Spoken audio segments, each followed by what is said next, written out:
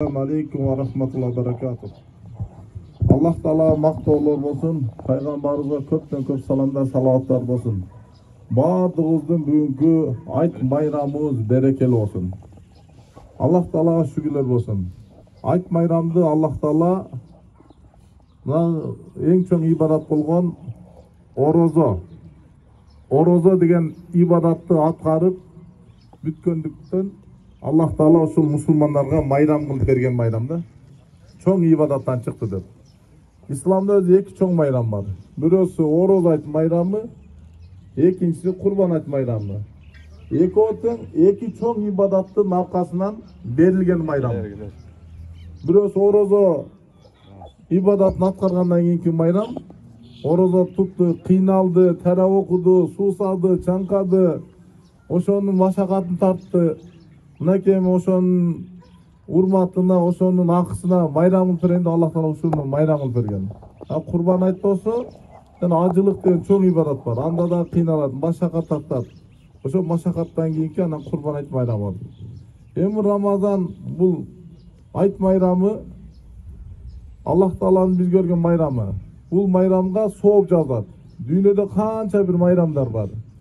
Gayri dinlerin bayramları var, jönөкөй rasmi bayramlar var. Alarga sooп жазбайт.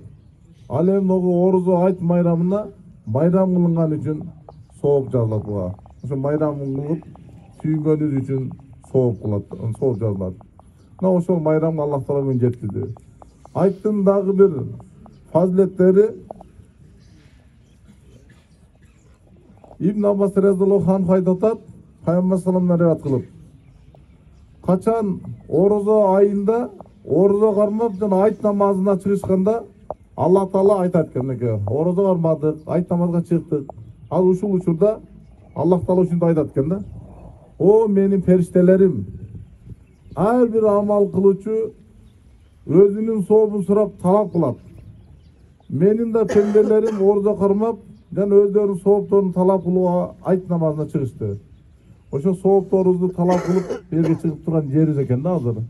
Мисалы ким иш кылган болсо, ишим акысын бер дегендей эле орозо тут деген орозобуздун мына сообун бер деп ошо чыгып турган жерибиз кербезбиз да азыр. Фериштелер айтат экен.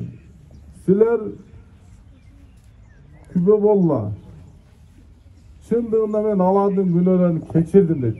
Алхамдулилlah. Азыр күнөөлөрү кечирип турган экен, каралачы. Аллах Таала фериштелер айтат. Күбө болла. Ben buların günahını keçirdim der. Az günahlar keçirilip turgan vaqtda alhamdulillah. Andan keyin bir jar saluvchi jar salatken nere? Ey Muhammad sallamdın ümmeti özüңөр үйүңөргө кайткыла. Акыйкатта силердин күнөөңөр жакшылыктарга алмаштырылды деп bir периште жар салат экен да. Үйгө кайтып атканыбызда bizim ne de künnölerine büt жақсылықтарға алмаштырылды деп айтылат экен. Ошондо Аллах Таала да айтат экен: "Ey менин пенделерим, силер мен үчүн орозо кармап жана ооз ачтыңар. Эми силердин күнөөңөр кечирилген абалда ордуңардан тургула" деп айтат экен да. Алхамдулилlah. Бүгүн ошондой күнөөлөр кечирилген эң жакшы күн экен. Дагы бир фазилети Пайгамбар саллаллаху алейхи айтып атат хадис маанисинде Albatta Allah Taala Ramazan ayının her bir tününde adamları tozoktan azat kılat eкен da. Uşular tozoktan boşoldu, uşular tozoktan boşoldu da aytılat eкен. Her bir Ramazan tünde tozoktan boşoldu mümkün oldu eкен da. Anan Ramazandan Kadir tünge çeyin kança adam tozoktan boşoltulgan bolsa, Kadir tünge dagı ошончо adam boşoltuldu eкен da. Anan da eң kızığı Bugün ayt günü ошо ар бир Рамазан түндө канчадан тозоктон кутулган болсо, Кадыр түндө канчадан тозоктон кутулган болсо, ошонун санынча адамды бүгүн айт күнү тозоктон кутулсун дейт да, карагыла. Тозоктон кутула турган күндөрдөн чыктык да. Аллах Тааладан баардыгы сурашыбыз керек. Ey Allah, ошо тозоктон кутулгандардын ичинде бизди да коюп кой деп сураш керек да. Канча деген адамдар өттү. Өткөн туугандар бар, ошолордун тозоктон кутул деп сурашыбыз керек. Мына бүгүн ушундай берекелүү сонун күндө турабыз. Аллах Таала баардын ошол айтыбызды куткусун. Азыр мен сөздү биякта бир дамлабыз бар, устаз Абдусамат. Ошого берем. Мен маселени бугор көнүп калсаң, свежий маселелерден угайлы иншалла. Кеп бас.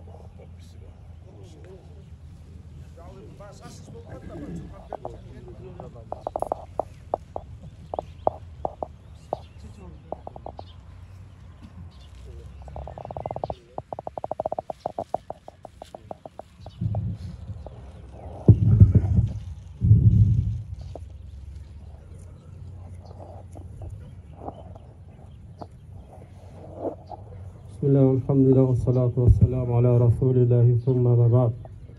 Assalamu alaikum wa rahmatullahi wa barakatuh. Hurmatly Müslüman tuğanlar, barыңыздарды келіп келген берекелі ұйық ораза айт майрамыңыздармен құттықтаймыз.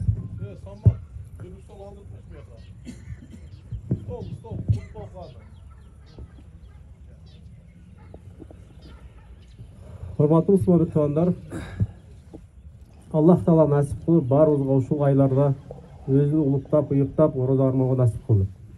Аллах Таалага ошол берген бизге бир жакшылыгына чоң-чоң шүгүрлөр, көп мактоолор болгон болсун. Урматтуу мусулман бир туугандар, бүгүнкү сөзүбүз Рамазан айына баардыгыбыз кирдик. Колдон келишинче ораза кармадык. Канчаларыбыз намазга турдук. Канчаларыбыз жакшы иштерди кылдык. Канча деген ичибизде аралардын көптөрү садакаларды кылды. Дагы бир канча адамдар бир жакшылыктарды кылды. Дагы башкалары ата-энелерине жакшылык кылды. Дагы бирөөлөрү өздөрүнүн каалоосуна карабастан, анча-мынча ашказан ооруганына карабастан, анча-мынчалар ден соолугуна улгайып калган жашка жеткенине карабастан, Аллахты жакшы көрөм, Аллах үчүн деп оозун бекитишип ораза кармашты. Жана мындан башка көптөгөн адамдар, мусулман бир туугандарыбыз Ташкөмүрдө, Кыргызстанда, дүйнө жүзүндө кандай абалына карабастан, анча-мынча жерлерде саарлык кылганга же ооз ачканга жете турган тамагына жоктугуна карабастан, жараткандын астында жүзүм жарык болсун деп атайын жараткандын буйругун аткарышып ораза кармашты. Аллах Таала ошол кармаган адамдардын оразаларын, кылган жакшылыктардын баардыгын кабыл кылган болсун. Урматтуу мусулман бир туугандар, баарыбыз Рамазан айында биз биринчи хутбабызда Рамазан шахру тагайюр, өзгөрүү айы дедик эле. Рамазан айында бүгүн канча деген адамдарыбыз баардыгыбыз ар бирибиз өзүбүз жон терибизме сездик өзгөрүүнү. Бүгүнкү күнгө чейин ушул жерде отурганыбыздын баардыгыбыздын болбот дегенде бир сыпатыбыз өзгөрдү. Жок дегенде бир сыпат өзгөрдү. Ушунчалык болуп кеткен адамдар дагы, байып кеткени дагы, кедейи дагы, текебери дагы, жөнөкөйү дагы ушул айда жок дегенде бир өзгөрүүгө жетишти. Эми Рамазан айы бүттү, урматтуу мусулман туугандар. Мындан ары биздин абалыбыз кандай болот? Рамазандан кийин канчалык абалда калабыз, өзгөргөнүбүз ошол боюнча өзгөрөбү же болбосо илгерки башка кейпибизге кайра түшөбүзбү деген маселе. Урматтуу мусулман туугандар, Рамазандан кийинки абалга чейин бир аз кээ бир маселеге токтолсок, Пайгамбар саллаллаху алейхи ва саллям Аллах Таала өткөн жана болгон күнөөлөрдүн, өткөн кийинки келе турган каталардын, билип билбей кылып койгон каталардын баардыгын жараткан, кечирип койгон. Пайгамбар болгондо эле Мухаммад, сенин өткөн жана кийинки келе турган баардыгын кечирдим деген. Бирок ошого караштан Пайгамбарыбыз саллаллаху алейхи ва саллям Рамазан айында эле эмес, Рамазанды огош бетер күчөтөт эле ибадатты, андан кийин дагы, андан алдын дагы ибадат ар дайым болот эле. Кудайга кулчулук кылууда Пайгамбар чарчабастан ибадат кылат эле.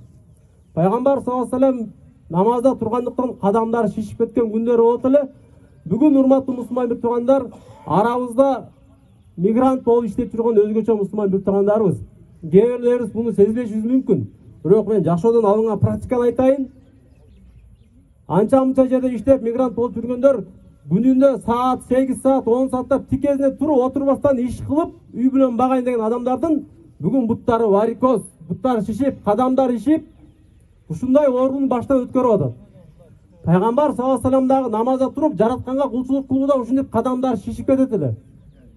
Пайгамбарыбыздын ошентип берили ибадат кылган көргөн жанындагы сүйүк болгон аялы, пайгамбардын жубайы, биздин энебиз Айша энебиз: "Я Расулулла, эмне үчүн өзүңүздү мынчалык кыйнайсыз?" dedi. Эмне үчүн мынчалык өзүңүздү азаптайсыз? Аллах Таала сиздин өткөн жана кийинки күнөөлөрүңүздү бүт кечирип койду эле го. Жөн эле туруп 2 рекат намаз окуп койсоңуз эле сизге жетет эле го. Жөн эле туруп Аллахтын астына жарым саат эле дуа кылып жалбарып койсоңуз эле жетет эле го. Эмне үчүн сааттап өзүңүздү кыйнайсыз, Я Расулулла деген. Урматтуу мусулман туугандар, пайгамбар саллаллаху алейхи вассаламдын жолу: "Афала акуна абдан шакура", мен жаратканга шүгүр кылуучу пенде болбоймунбу дейт. Аллах Таала мага канча деген жакшылыктарды ачып атпайбы, мен ошолордун баардыгына шүгүр кылуучу пенде болбоймунбу дейт. Урматтуу мусулман туугандар, пайгамбар саллаллаху алейхи вассалам ушинтип сахабалар менен ар дайым отуруп, ал абалын билишип турат эле, баарлашып турат эле. Пайгамбар күндөрдүн биринде: "Араңардан бүгүн кимдин оозу бек?" dedi. Абу Бакыр: "Мен, Я Расулулла" dedi. Пайгамбар саллаллаху алейхи вассалам кайра туруп: "Араңардан бүгүн ким жаназага катышты, баркымды узатты?" dedi. Абу Бакыр: "Мен, Я Расулулла" dedi. Дагы пайгамбарыбыз: "Араңардан бүгүн ким оорукчанды зиярат кылды?" dedi. Ушуна пайгамбар саллаллаху алейхи вассалам: "Абу Бакыр радиаллаху анху, мен, Я Расулулла" dedi. Дагы пайгамбарыбыз: "Араңардан бүгүн ким мындай бир жакшылык кылды?" dedi эле. Абу Бакыр: "Мен" dedi. Пайгамбарыбыз: "Кайсы бир адамда ушул иштер топтолгон болсо, кайсы бир адамда ушул иштер табылган болсо, мына ушул адам бейиштик болот" dedi пайгамбар саллаллаху алейхи вассалам. Урматтуу мусулман туугандар, Абу Бакырдан кийин эле мусулмандардын ичинде эң жакшы адам Умар радиаллаху анху. Умар дагы ар дайым Аллахтын астында турган адам эле. Өзү халиф болгон учурда дагы, бир канча мамлекеттерди башкарган учурда дагы ыйык болгон, чоң, улук болгон башын жараткандын астына коюп, ушинтип: "Я Алла, мени кечир" деп жалбарып түнү менен ибадат кылып өткөрөт эле. Андан кийин Усман радиаллаху анху келди. Усман дагы пайгамбардын күйөө баласы. Пайгамбарыбыз саллаллаху алейхи вассалам: "Периштелер уялаган адамдан мен кантип уялбайын" дейт Усмандын астында. Демек, периштелер ошол кишиден уялат эле, урматтуу мусулман туугандар. Бүгүн анча-мынча адамдардан периштелер жиркениши мүмкүн, бирок уялбайт. Бирок Усмандан периштелер уялат эле. Ошого карабастан Усман радиаллаху анху ар дайым оозун орозо Рамазан айында чектелбестен, ар дайым оозун бек кылып орозо кармайт эле. Бул дүйнөдөн кеткенде акыркы күнү дагы пайгамбарды түшүндө көрүп: "О Усман, оозуңду жапкын, биз менен чогуу ооз ачасың" dedi эле. Акыркы дүйнөдөн кеткенде да оозу бек болуп кетти эле, урматтуу мусулмандар. Мусулмандар Меккеден Мединага көчүп келди, пайгамбарыбыз мухажирлер. Келгенде кээ бир адамдарга Мединанын суусуна көнүшө албады. Табиятына, биздин тил менен айтканда, адаптация боло албады. Ошондо Рума деген бир кудук бар эле, бир адамга тийиштүү. Мусулмандар ошол жерден суу ичиш үчүн барып, акча төлөп анан суу ичишет эле. Ар дайым эле барганда суу ичиш үчүн акча төлөй берип, бул кыйынчылык, машакат. Элестетип койгула, бизде бүгүн дарыя асып агып атат, бизге билинбейт. Болгон күнүнө бүгүн 20 сом, айына бир 20 сом акча төлөйбүз суу булакка. Ал убакта мусулмандар ар бир ичкенине суусуна акча төлөйт эле. Себеби суу жок, тартыш эле ал заманда. Ошондо пайгамбар саллаллаху алейхи вассалам: "Ким ушул Рума кудугун сатып берсе мусулмандарга, ага бейиш" dedi. Усман пайгамбардын астына: "Я Расулулла, сатып берсем мага да бейишпи" dedi. "Сага да бейиш" dedi. Ошондо Усман өзүнүн чөнтөгүн алып чыгып, ошол кудукту мусулмандар үчүн вакыф кылдым, Аллах жолуна сарптадым. Ар бир мусулман, айырмасы жок, улуту дагы, башкасы да, түкүнчөсүнө да карабастан, ар бир мусулмандын акысы бар, ошол жерде жашаган керек адам ичкенге бекер болсун dedi. Бүгүн урматтуу мусулман туугандар, Усман 7-жылында саткылган кудук бүгүн дагы мусулмандар үчүн кызмат кылып келип атат. Урматтуу мусулман туугандар, Али радиаллаху анху пайгамбардын күйөө баласы, пайгамбардын иниси, пайгамбардын сүйүктүү болгон үкөзү эле. Ал киши да пайгамбардын жанында чоңойгон, жашынан баштап ибадатта өскөн адам. Рамазан айын кармагандан кийин болду, меники жетиштүү болду дебейт эле. Бул адамдарды айткан себеби, урматтуу мусулман туугандар, пайгамбар саллаллаху алейхи вассалам өзүнүн берекелүү хадистеринин биринде мындай дейт: "Абу Бакыр бейиште, Умар бейиште" dedi. "Усман бейиште, Али бейиште, Талха бейиште да, паланча түгүнчө бейиште" деп 10 адамдын атын бир атап булар бейиште dedi. Айтайын деген, урматтуу мусулман туугандар, Умарды, Усманды, Абу Бакыр, Алини пайгамбар бейиште дегенде, могул иштерди алар кыла элек болчу. Аларды пайгамбар сен бейиштесиң дегенден кийин алар токтоп калган жок, ош бетер күчөдү жакшылыктарды кылганы. Өзүнө дагы, үй бүлөсүнө дагы, бала чакасына дагы, элине да, коомчулугуна жакшылык эшиктерин алар ар дайым ачып келе берди. Мен бейиштик болуп калыптырмын, болду, мага жетет деген жок. Мен бүгүн 1 айлык орозон кармап койдум, меники бияга жетти болду, бейиштемин. Имам айтты же, паланча молда айтты же, түкүнчө молда айтты, ким орозо кармаса Аллах бейишти өрөт деди, токтоп калган эмес алар. Демек бүгүн токтой турган заман эмес. Бүгүн ошол ибадаттардын эми башына кириштик, мындан ары да ар дайым ошол өзгөрүүдө болуш керек. Пайгамбар саллаллаху алейхи вассалам, эгерде силердин бириңер орозо кармаган болсо, келип бирөө аны сөккөн болсо же бирөө ал менен талашкан болсо, fa inni imrun saimun, мен орозомун, ачууланбасын, сөгүнбөсүн, урушпасын, талашпасын деген. Урматтуу мусулман туугандар, бүгүн орозо айы бүттү. Ошондо орозодо үйрөнгөн ачууланбагандыкты, урушпагандыкты, талашпагандыкты мына эми 11 ай Аллах Таала сынайт. Орозодо канчалык өзгөрдүң, чындап өзгөрдүңбү? Чындап эле жараткан үчүн өзгөрүүнү каалап орозо кармадың эле. Эми чындап эле өзгөрүп, туура жолго түшүп, мындан дары кетесиңби же кандай болосуң? Аллах Таала кийинки Рамазанга чейин сынайт. Урматтуу мусулман туугандар, айтайын деген сөз, Рамазандан кийин эми өзгөрөйлү. Кече орозо айында, улуу болгон ыйык Рамазан айында канчалык өзгөрдүк. Мындан кийин эми ошону Аллахтын астында ошого татыктуу экенибизди көрсөтөйлү. Рамазандагы бизди көрүп турган Аллах Таала бүгүндөн баштап эртең дагы бизди көрүп турат. Рамазанда бизди угуп турган жараткан бүгүн дагы эртең дагы Рамазан бүткөндөн кийин бизди көрүп турат, угуп турат. Рамазанда бизге мээрим төккөн жараткан кийинки Рамазанга чейин дагы мээрим төгөт. Рамазан айында биздин жаман кылган күнөөбүзгө ачуусу келген жараткан. Кийинки Рамазанга чейин кылган күнөө иштериңе да ачуусу келет. Демек Аллах Таала Рамазан айында эле токтолуп калбаш керек, урматтуу мусулман туугандар. Рамазанда тирүү болгон жараткан кыяматка чейин тирүү болот, андан дагы түбөлүк тирүү болот. Андыктан урматтуу мусулман туугандар, ал-истиқама деп коет бизде шариатта, түз болуу, туура жолду кармануу деген.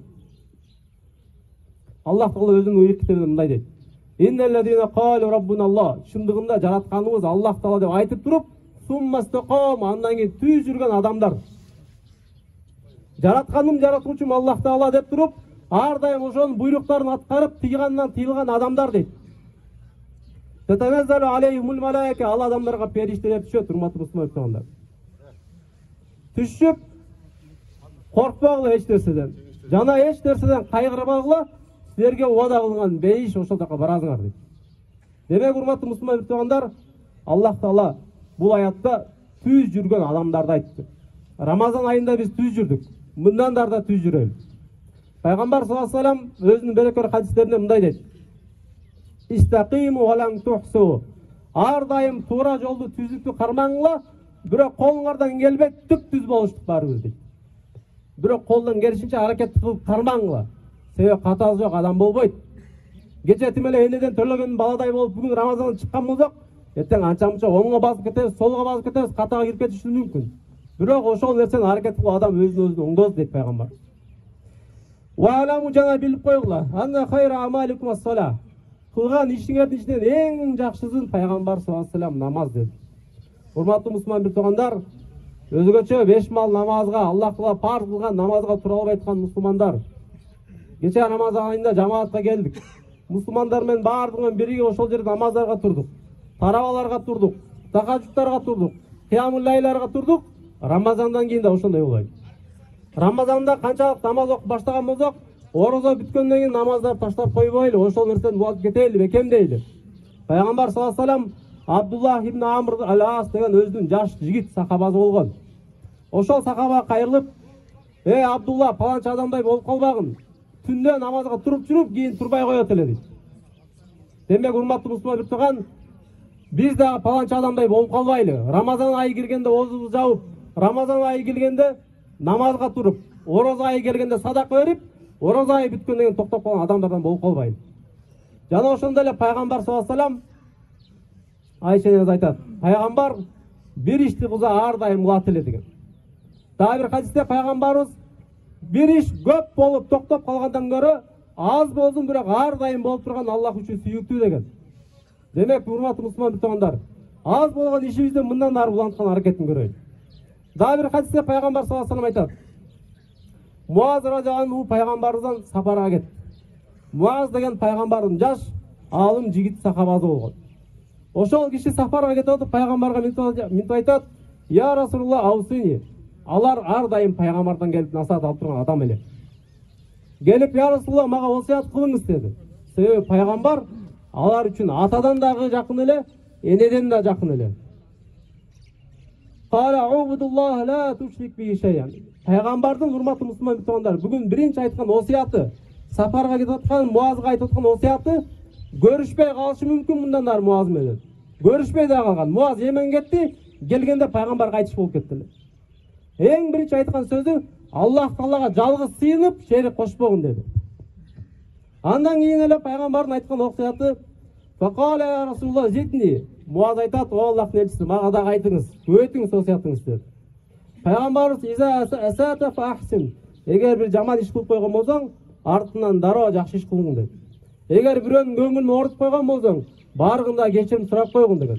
Эгер бирөөдөн артынан ушак сүйлөп гыйбат кылып койгон болсоң, баргында адалдап койгун. Эгер бирөөнүкүн алып жеп койгон болсоң, баргында кайтарып бергин деген сөз, урматтуу мусулман.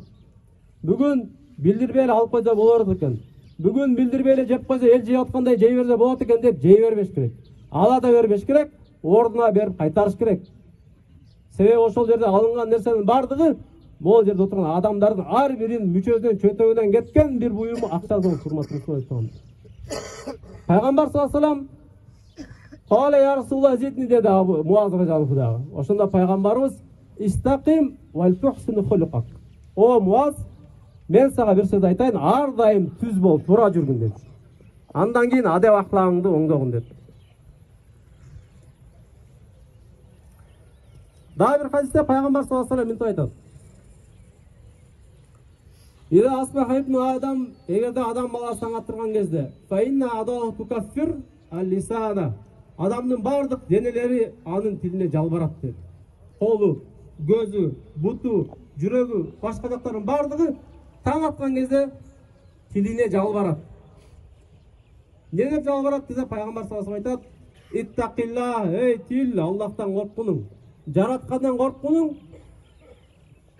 "Фа иннака ин истақамта истақамна." Эгер сен түз болгон болсоң, эгер сен чындыкты айткан болсоң, эгер сен туура сөзсөң, сүйлөгөн болсоң, истақамна, биз да туура болобуз дейт.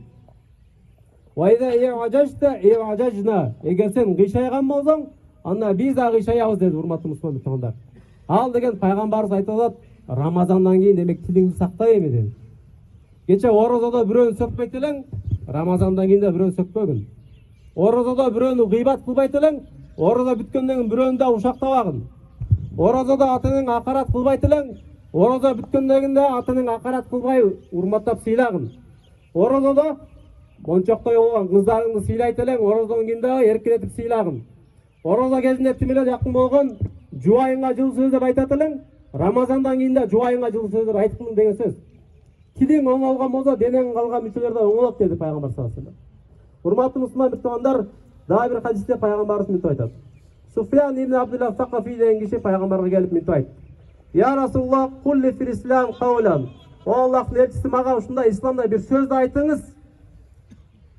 "Ла асалу анку ахадан ба'дак." Сизден кийин алдан эч кимден бул нерсе тууралуу сурабай тургандай айтыңыз деди. Кала пайгамбар саллаллаху алейхи ва саллям айтат: "Кул аманту билла", Аллах Таалага ишендим. Аллах Таалага иман келтирдим. Кандай өзү улуу, ыйык сыпаттар болгон, ошонун баарына ишендим жана иман келтирдим деп айткының. Суммастаким, андан кийин туура жолдо кармагын деди пайгамбар саллаллаху алейхи ва саллям. Демек, урматтуу мусулман туугандар, пайгамбар саллаллаху алейхи ва саллям адамдарга насаат бергенде ушундай кыска нуска, бирок жеткиликтүү кылып берет эле. Дагы бир хадисте пайгамбар саллаллаху алейхи ва саллям айтат: "Ла ястакиму имамун абдин хатта ястакима калбуху." Түздөнүү, оңолуу деген демек биринчи жүрөктөн башталат. Бүгүн жүрөгүм таза, менин да ниетим бар, биздин да жүрөгүбүз таза, таксыр деген адамдарга пайгамбар ушинтип айтат. "Ла ястакиму иману абдин хатта ястакима калбуху." Эч бир адамдын ыйманы түз болбойт, эч бир адамдын ыйманы оңолбойт, эч бир адамдын ыйманы толук болбойт, туура болбойт, анын жүрөгү түз болуп оңолбоюнча деди. Демек, жүрөктөр таза болгон болсо, урматтуу мусулман туугандар, жүрөктөр түз болгон болсо, ниеттер түз болгон болсо, жаратканга жаккан түз иштер бизден чыгыш керек экен. Эгер жаратканга жаккан түз иштер чыкпаган болсо, демек жүрөк дагы эле түз боло элек, бир аз кыйшайган, анча мынчаларды такыр кыйшайып кеткен болушу мүмкүн. Пайгамбарыбыз вала ястакиму калбаб, эч бир адамдын жүрөгү түз болбойт, хатта ястакиба лисануу, тили түз болбоюнча деди. Вала ядхулу ражулун аль-жанна, жана ошондой эле эч бир адам бейишке кирбейт. Ла яқману жаруху бавайқаху, кайсы бир адамдын кошуналары адан зыян чеккенден токтолбоюнча, же болбосо кошуналарына зыян бергенден токтотпоюнча, ал адам бейишке кирбейт деди. Демек, урматтуу мусулман туугандар, Рамазан айы бизди өзгөрттү. Рамазанда канча деген адамдар менен жакшы мамиледе болдук. Коңшулар менен, кошуналар менен, чогуу жүргөндөр менен, чогуу жүрбөгөнү менен, чоңу менен, кичинеси менен, бардыгы менен мамилени оңдогон аракет кылдык. Мындан кийин ошондой мамилени оңдогондун үстүндө болуш керек. Умар радиаллаху мынтип айтат. Ал-истиқома деген сөз, тууралыкты кармануу, түздүктө жүрүү дегенде Умар радиаллаху антастақима алал амр ва нахи, Аллах таала буйруган буйруктарды аткарып, жараткан тыйган нерседен тыйылуу, ушул нерсе туура жолдо жүрүү деди. Вала таруга равган фалиб, түлкүнүн куулугундай куулук кылба, мына ушул нерсе түз жолдо жүрүү деди. Урматтуу мусулман кээ мусулман туугандарыбыз анча мынча жерде болуп кетет да, анча мынча жерде ден соолук үчүн кичине алып турса болот да деп, түлкүнүн куулугундай куулук кылба дейт Умар радиаллаху. Анча мынча нерсени алып билдирбей жеп койсо да боло берет деп, түлкүгө окшоп куулук кылбагын дейт Умар радиаллаху. Жаратканга ыйман келтирдиңби, чынчыл болгун. Аллах тааланын Кудайым деп билдиңби, демек ошонун берген жиберген буйруктарына так болгун, жана кайткан нерселерин кайткын дейт Умар радиаллаху. Урматтуу мусулман туугандар,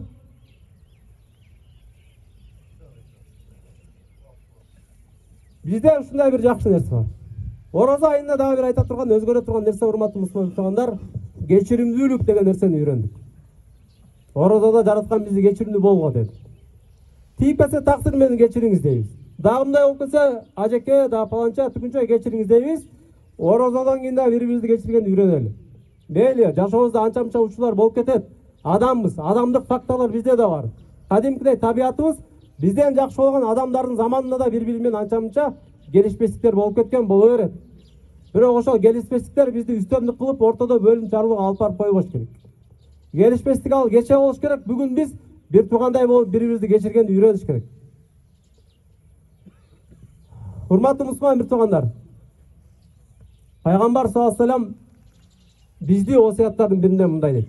Ат-тасвиф, эртең деген сөздөн кайтарган. Эртең деген сөз шариатта кайтарылган иштердин бири. Качан ыйманга келесиңизде эртең дейбиз. Качан намаз окуйсуңузда эртең дейбиз. Кудай кааласа. Качан мындай иш кыласыңызда эртең дейбиз. Качан мындай дагы бир нерсе кыласыңызда Кудай кааласа эртең дейбиз. Урматтуу мусулман туугандар, ошол эртең деген сөз бизди эртеңге жеткирбей коет. Ал-Хасан аль-Басри радиаллаху айтат. О адам баласы, сенин жашооң бир канча күндөрдөн турат. 30-га чыкканы 30 күндүк, 40-га чыкканы 40 күндүк. Карагындагы 50, 60, 70, 80, 90, 100ге чыккандагы бир канча күндөрдөн турат дейт. Ошол бир күн кеткен сайын сенин жашооңдон, өмүрүңдөн, денеңден бир бөлүгү кетти дейт Хасан аль-Басри рахимахуллах. Демек, урматтуу мусулман туугандар, эртең деген сайын бүгүнкү күндөрүбүз кетип атат. Эртең деген сайын күндөн күнгө жараткандан алыстап атабыз. Эртең деген сайын мойнубуздагы милдеттерибиз калып кетип атат. Кыргыздарда бир улуу Элирбек Иманалиев деген бир акын болгон. Ошол киши айтат, эртең дегиче адалдын башына арам жейт дейт. Эртең деп жүргүчө бүгүнкү күнүң калып кетет, адалдын башына арам жейт дейт. Ал деген сөз, сен эртең деп жүрүп, бүгүн канча деген иштерди жокко чыгарасың. Бүгүн канча деген жоопкерчиликти аткара албай каласың деген сөз. Кыямат күнү, урматтуу мусулман туугандар, кээ бир адамдар, я жараткан мени бул дүйнөгө кайра кайтарчы дейт. Кайрадан бул дүйнөгө кайтар, өкүнөм, кече дүйнөдө эртең деп жүрдүм эле. Бирөө келип мага даават айтканда, бирөө келип мени жакшылыкка чакырганда, же болбосо бир тууган могул ишиңди ташта деп жамандыктан кайтарганда, эртең дейт элем. Эми бул дүйнөгө мени кайра кайтарган болсоң, лаалли амалу салихан, жакшы иштерди кыламын. Керек болсо, эң Кудайдан корккон, таквадан мен болом дейт баягы адам. Бирок Аллах таала келла, мүмкүн эмес, кайтууң экинчи дейт. Демек эртең деп жүргөндүк, эртең бизге өкүнүү дагы, кайгыруу дагы, ый дагы керек болсо көздөн кандар аккан күндөр келгенде пайда бербей калган күн болот. Урматтуу мусулман туугандар, бүгүнкү милдетибизди эртеңке калтырбайлы. Бүгүнкү парыздарыбызды эртеңке калтырбайлы. Мейли диндеги парыз болсун, мейли дүйнөдөгү жашообуз дагы, мейли үй бүлөдөгү, мейли бирөөгө берген сөзүбүз болсун, бүгүн ошол нерсени аткарайлы, эртеңке калтырбайлы. Өткөн күндөр өтүп кетти. Эртеңки күндөр келе элек. Эртеңе ким жетет, ким жетпейт, ким билет. Бирок бүгүнкү күн мынакей биздики. Бүгүнкү күндү биз пайдаланайлы. Бүгүнкү күндө салым кошойлу элибизге, жерибизге, үй бүлөбүзгө, мамлекетке. Эртең мен дагы салым кошом деген адамдар жетпей калышы мүмкүн. Ойлоруң сени менен бирге жердин түбүнө кирип кетиши мүмкүн, урматтуу мусулман туугандар. Демек бүгүнкү менен жашайлы, бүгүнкү менен аракетин көрөйлү. Жакшылыкты эртеңке калтырбайлы. Жакшылыкты Аллах Тааланын парыздарын эртеңке калтырсак, урматтуу мусулман туугандар, эртең жашообуз тарып кетет. Эртең жараткандан кечирип койчу. Тоо кылдым деш кыйын болуп калат. Себеби күнөөлөр барып топ болгондо моюнга мине болот, урматтуу мусулман туугандар. Эртең моюнга адамдын кылган күнөөлөрү, жаман иштер мине болгон учурда ошол нерсени түшүрүш өтө оор күндөр болуп калат, кыйын болот. Бүгүн көп эле адамдарды көрүп жүрөбүз. Арабызда өзүбүздүн жакындардан, алыстардан, таныган, тааныбагандардан угуп жүрөбүз. Баштайын дедим эле. Ушул нерсенин даңын бир жолу татып алдым эле, бүгүн ташталбай жүрөм дегендерди көрүп атабыз. Аракет кылам, жардам берчи, ушул нерсени тыштаганга жардам берчи деген адамдарды көрүп атабыз. Бирок кыйналып тышталбай атам деген адамдарды көрүп атабыз. Себеби ал бүгүн татсам эртең тыштап коем деди эле. Бүгүн чеккен болсом эртең тыштап коем дедим эле. Бүгүн бирөөнүкүн баары алган болсом эртең ордо толуктап коем деп жеп алды эле. Бирок эртең кыйын болуп калды. Себеби бүгүн деген сөз анын үстүнө келип минип алды, урматтуу мусулман туугандар. Эртең ал адам тооба кыла албай калат. Эртең ал адам кечирим сурай албай калат. Эртең ал адам жакшылыкка жетишпей калат, үлгүрбөй калат. Кабырда жаткан кезде адам ушунчалык жакшы ойлор менен жатат. Бул дүйнөдө адам жашаган кезде ушунчалык жакшы ойлор менен жашайт. Аллах Таала силерге өлүм билдирбестен, айтырбастан келет деп. Ошондой нерсе келген кезде, урматтуу мусулман туугандар, акыркы осуятты айтканга да жетишпей калган учурлар болуп калат. Жана ошондой эле, урматтуу мусулман туугандар, эртең дегендин зыяны, эртең кылам дегендин кесепети, бүгүнкү парыз Аллах Таала жүктөгөн милдеттер үйлүп отуруп ошол нерседен кутула албай калабыз. Бүгүн 5 бал намаз окуган болсок, эртең барып отуруп бир канча жылдан кийин намаз 1000 өтүп кетиши мүмкүн. Бүгүн 5 убакыт намазды тургуза албаган адам эртең 1000 рекет, 1000 бал намаз кантип тургузабыз, урматтуу мусулман туугандар? Бүгүн 1 айлык орозон кармай албай калсак, эртең жүрүп 10 жыл өтүп кеткен болсо, 10 жылдык 10 айлык орозон кантип кармайбыз? Бүгүн да ошондой нерселерди эртең деп калтырган болсок, эртең алар көбөйүп кеткенде кантип кутулабыз? Урматтуу мусулман туугандар, Пайгамбар саллаллаху алейхи заманында болгон бир окуя. Пайгамбардын заманында Меккеде баарыбыз билебиз, бир эле мал аларга кирген Мединада доход, бир гана эң негизги нерсе бул бак, курма багы болчу. Курманын мөңөзү бышкан учур, күн ысык, аябай оор болгон учур эле. Мусулмандар сынала турган учур болчу. Ошол учурда Пайгамбар саллаллаху алейхи аскерлерин, сахабаларын алып, дин үчүн, эл үчүн, жер үчүн деп Аллахтын жолуна чыкканга учур келди. Ошондо Пайгамбар саллаллаху алейхи элдин баарын, сахабаларын топтоп Мединадагы ар бир адамыңар колуңардан келген жардамыңарды койгула дагы мусулмандардын аскерлерин жабдыгыла dedi.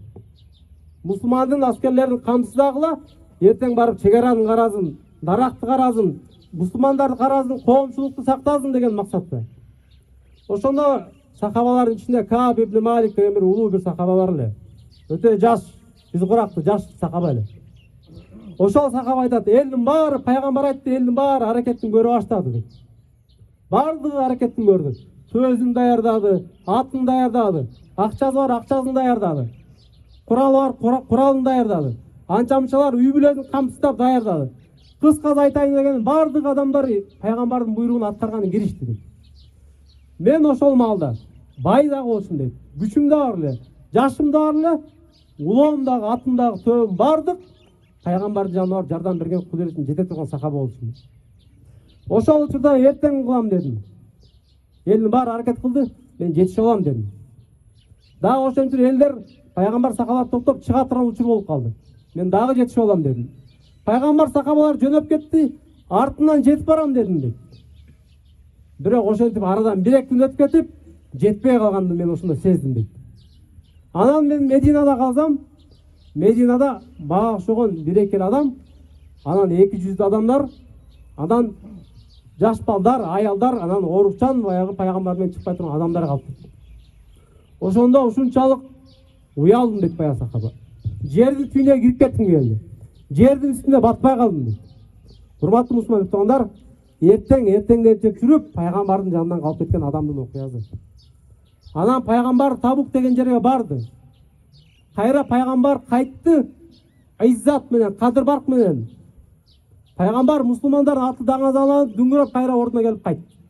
Пайгамбар Мединага кайтып келгенде, Мединада пайгамбар менен чогуу чыкпай калган 200-лөр барып, эптеп шылтоолорун айтып атты пайгамбарга. Я Расулулла, мен үчүн кечирип сурап коюңуз, мен мындай болуп калды, ишим чыгып калды, паланча болуп калдым да, түкүнчө болуп калдым деп пайгамбарга ар кандай шылтоолорду айтып атты. Муаз Кааб радиалlahu айтат, мен сөзгө чечен адам элем. Эки адам менен сүйлөшсөм, ошол жерден суудан кургак чыгып кеткен кудуретим жетет эле дейт, биздин тилмен айтканда. Пайгамбардын астына барып, пайгамбарды ынандырып койгон колуман келет эле дейт. Бирок Аллах Таала эртеси күнү мени аят түшүрүп шермене кылып койушун билдим дагы, пайгамбарга барып чындыкты айттым дейт. Я Расулулла, мен сиз менен барып мусулмандар үчүн кызмат кылган колуман келет эле. Я Расулулла, сиз менен чыгып мусулмандардын катарын толукташ колуман келет эле. Болгону менин эртең деген жалкоолугум мени кармап калды. Ошондо пайгамбарыбыз баргының жараткан сен тууралуу өкүм чыгарганга чейин баргының деди. Урматтуу мусулман тугандар, Кааб ибн Маликти сахабалар ошол учурда ар кандай бир сыноолор болду жашоосунда. Керек болсо пайгамбарыбыз 50 күн адамдын катарынан ошол сахабаны чыгарып койду. 50 күндөн кийин Аллах Таала ошол кишинин тообасын кабыл кылды. 50 күндө ошол киши түнү күнү ыйлап жаратканда тооба кылды. Я Аллах, пайгамбар менен бир жолу жалкоолук кылып чыкпай койгонума.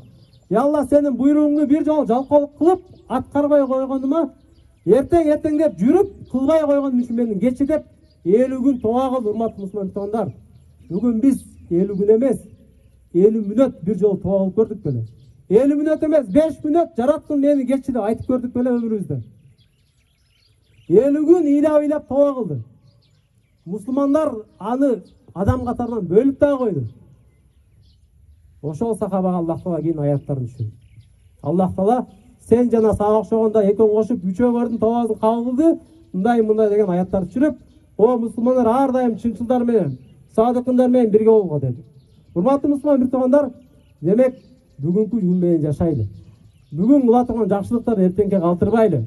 Мейли жөнөкөй адам болсун, мейли катарда кызматчы болсун, мейли мамлекеттик жетекчи болсун, бүгүнкү күндү эртеңке калтырбаш керек. Ар бир адамдын жоопкерчилиги бар. Ата катары бүгүн балдарыңдын астында, аялың астында жоопкерчилик. Башчы катары элдин астында жоопкерчилик. Дагы бирөөлөр башка нерсе катары дагы бирөөнүн астында жоопкерчилик. Ошол жоопкерчиликти эртеңке калтырбай. Субханакаллахумма ва бихамдика, нашхаду ан ла иляха илля анта, настагфирука ва атубу илейк. Дагы бир жолу баарыңыздарды Аллах Таала ушул айт барыңыздар менен куттуктайбыз жана Аллах Таала ушул айт күндөрү баарыбызга берекелүү, жакшы күндөрдүн катарынан кылган болсун. Амин. Раббана атина фид дуnya хасана ва фил ахирати хасана ва кина азабан нар. Аллахым ушул улуу күндөрү баарыбызга, элибизге, жерибизге Аллахым ынтымак бер. Аллахым элибизге, жерибизге биримдик бер. Аллахым ушул күндөр биз үчүн бир жакшылык күндөрдүн катарында болсун. Аллахым ушул күндөрү өзүң убада кылгандай күнөөлөрүбүздү кечиргин. Аллахым ушул күндөр өзүң убада кылгандай жакшылыктын эшиктерин бизге ачкын. Жана дүйнөдө болуп аткан баардык ар кандай балелердин бизди сактаган болгон. Аллахым баардык жакшылыктын эшиктерин, дүйнө ахиретте болгон баардык жакшылыктар бизге ыраа көргүн. Аллахумма салли ва саллим аля набийина Мухаммад валхамду раббил аламин.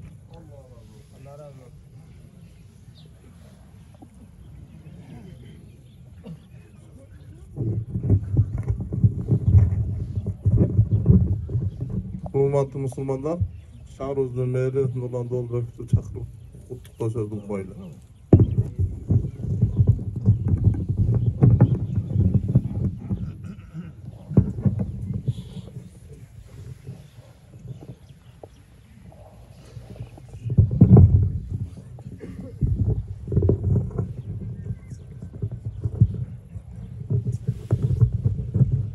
Ассаламу алейкум, урматтуу ташкөмүлүктөр, баарыңарды орозо айт майрамыңар кут болсун. Мына Алла Таалам бизге 5 парстын бирин 30 күн орозо кармап, ошо орозонун жыйынтыгы деп бүгүн айт майрамда айт намазын окуган келип отурабыз. Баарыңарды ушул орозо кармаган орозоңор кабыл болсун. Орозодо ооз бекиткенде, оозду ачканда, таравих намаздарда жана башка 5 мал намаздарда ниет кылып, каалоо тилектерибиз баары кабыл болсун. Кыргызстаныбызда, дүйнө жүзүндө тынччылык болсун. Ошол Кыргызстандын ичинде Ташкөмүрдө дагы тынччылык болсун, ынтымак болсун. Баарыбыз ден соолуктуу болойлу, тынч болойлу, иштерибизге ийгилик болсун. Мына 30 күн орозодо кандай ниеттер менен жүрсөк, ошол жыл бою дагы ошол ниеттерди, ошол каалоо тилектерибизди ишке ашып, Кудай кааласа кийинки орозодо дагы ушул айт намазды чоң окуганга Алла Таала бизге насип кылсын. Баарыңарды дагы бир жолу орозо айт майрамыңар менен дагы бир жолу куттуктайм. Рахмат Нурлан ака. Сафтарды түздейбиз, анда убакыт болду иншалла.